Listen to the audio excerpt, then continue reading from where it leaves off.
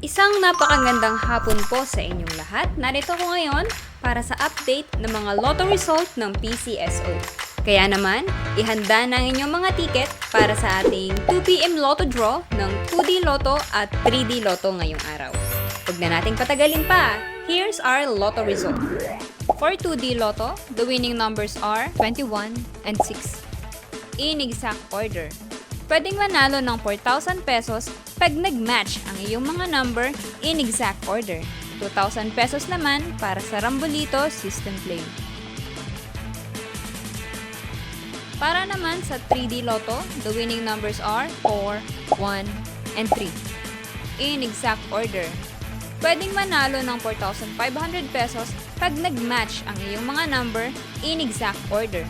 750 to 1,500 pesos naman para sa Rambolito System Play.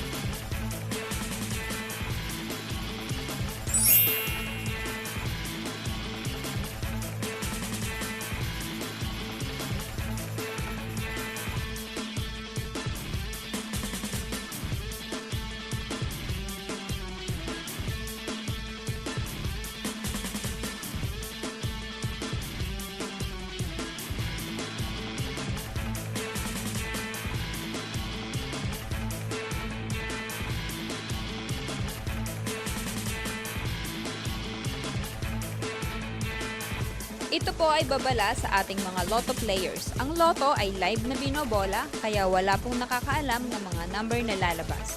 Huwag pong magpapaloko sa mga nagsasabing alam nila ang lalabas sa game at sa authorized outlet lamang bumili ng ticket bago ang draw. Para maklaim ang inyong prize, pumunta lang sa authorized lotto outlet pag nanalo ka ng umabot sa 20 to 10,000 pesos.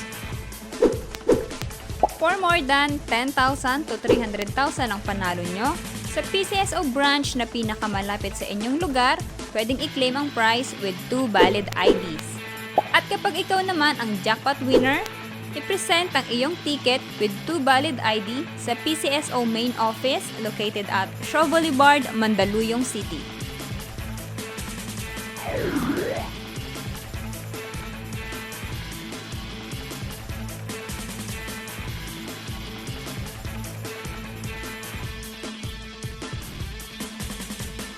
Congratulations po sa lahat ng ating winners at magkita-kita tayo mamayang 5pm draw ng ating 2D Lotto at 3D Lotto. Maraming salamat po.